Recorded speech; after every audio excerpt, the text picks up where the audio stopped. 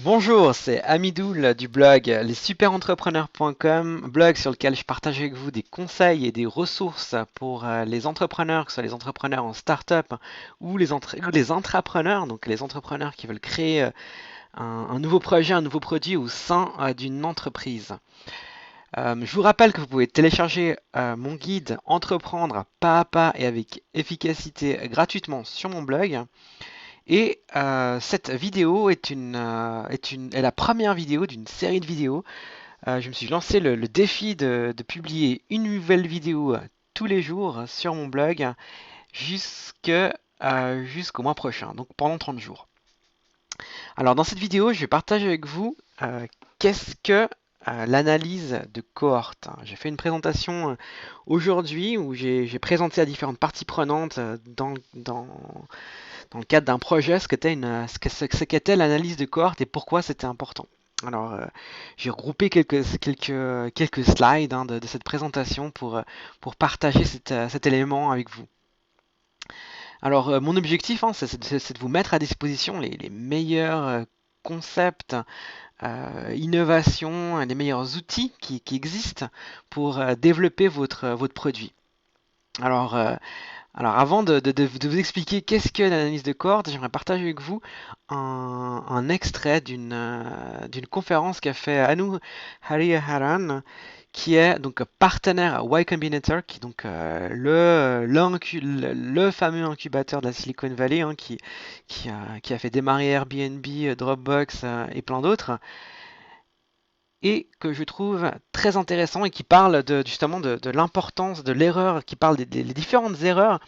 En tout cas, la conférence parle des différentes erreurs que font les entrepreneurs et elle, met, elle parle de l'importance justement d'effectuer une analyse en cohorte.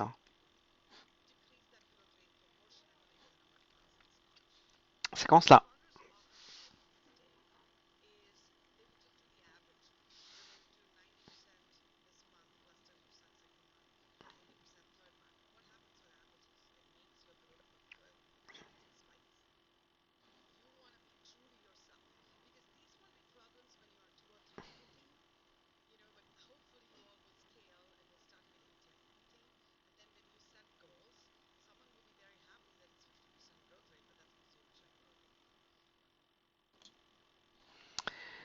Ok. Vous avez compris? Vous n'avez pas compris parce que vous parlez pas anglais? Vous n'avez pas compris parce que vous comprenez pas ce qu'elle a voulu dire? Bah justement, mince, je vais vous expliquer en français qu'est-ce qu'elle a voulu dire avec plusieurs exemples. Hop.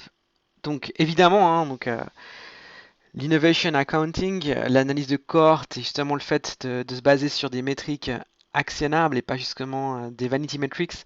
Vanity metrics, donc c'est vraiment plutôt des données, des metrics, des éléments qui sont plutôt pour flatter l'ego que pour être utiles en fait. Donc comment savoir quand est-ce que c'est une vanity metrics ou une action metrics et qu'on est en train d'avancer dans le bon sens. Alors là, j'avais une présentation également une courte extrait de ce de ce que disait Eric Ries, justement l'importance de suivre les données en analyse de cohorte. Et justement, si vous appliquez cette manière de suivre les données, vous saurez immédiatement et correctement si effectivement vous êtes en train de faire des progrès dans le cadre de votre produit et surtout dans le cadre d'une entreprise. Si vous menez un projet en entreprise, ça vous évitera justement le problème des interprétations des données selon différents stylos. Euh, et d'éviter justement de minimiser les suggestions et les mauvaises interprétations des données. Alors, quel est le problème? Alors, en fait, le problème, c'est que si par exemple vous avez une application qui fait des sign-up, puis ensuite génère une transaction, ça peut être une application, ou ça peut être également un site e-commerce ou une marketplace. Le problème, c'est que si vous suivez les données d'une manière verticale, cela ne va pas être suffisant parce qu'en fait la personne va effectivement faire le sign-up un jour donné, mais en fait elle va effectuer la transaction euh, peut-être la semaine prochaine ou dans un mois. Donc si vous regardez, si vous lisez les données d'une manière verticale, euh, vous n'allez pas apprendre grand-chose en fait, et vous n'allez pas pouvoir analyser les données d'une manière correcte.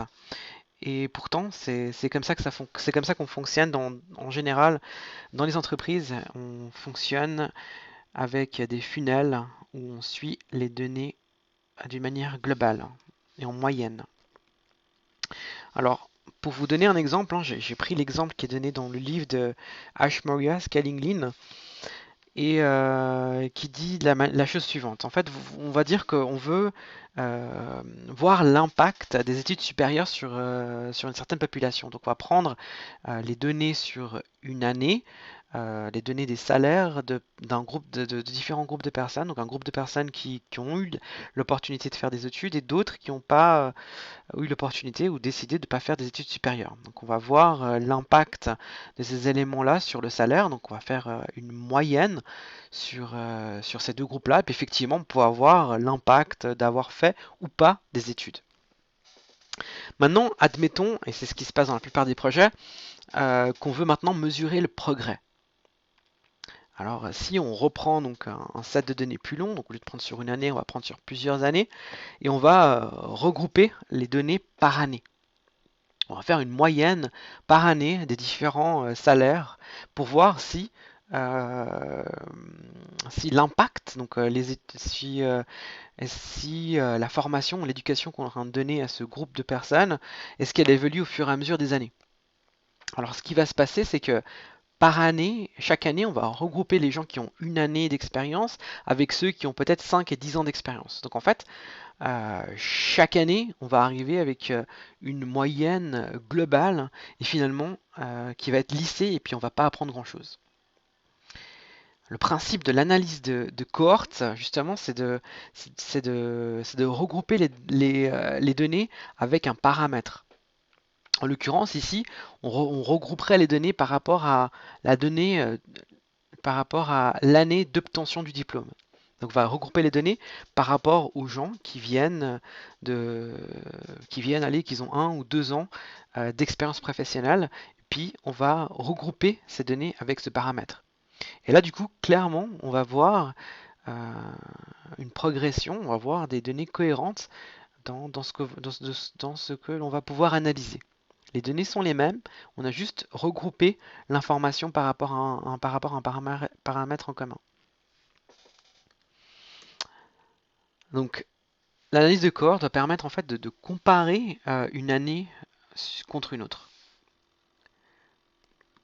On va prendre un autre exemple, l'exemple d'une application, par exemple celle-ci quand on regarde la première ligne, on voit que l'application prend plus 1000 utilisateurs chaque année. Par contre, on voit que le revenu par client est instable, voire il diminue. Alors maintenant, si on prend les mêmes données, mais par contre on fait une analyse de cohorte, on voit des choses plus intéressantes. Par exemple, là, en l'occurrence, ce qu'on a fait, c'est qu'on a regroupé les données par rapport au moment à laquelle ils sont arrivés dans l'application. Par exemple, là, on regroupe les gens qui sont arrivés au premier mois. Et on voit que, en fait, cette fois, le panier moyen diminue d'une manière linéaire. On voit là les personnes qui sont arrivées au deuxième mois et on remarque la même chose, troisième mois, quatrième mois, pareil. Mais ce qu'on remarque surtout, c'est qu'en fait le panier moyen chaque mois augmente. Donc voilà. L'analyse de cohorte nous permet d'obtenir des données qui sont plus pertinentes qu'une moyenne grossière et globale.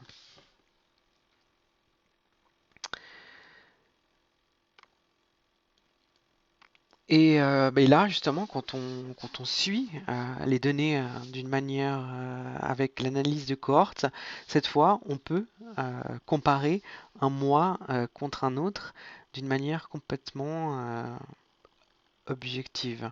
Et on peut ainsi planifier les différentes actions marketing ou actions d'amélioration du produit euh, d'une manière cohérente. Voilà. C'était ma première vidéo de la série de 30 vidéos en 30 jours. J'espère que vous avez trouvé cette vidéo intéressante et je vous invite, si vous avez des questions, à me les mettre, à me les poser dans les commentaires. Je vous dis à bientôt. Au revoir.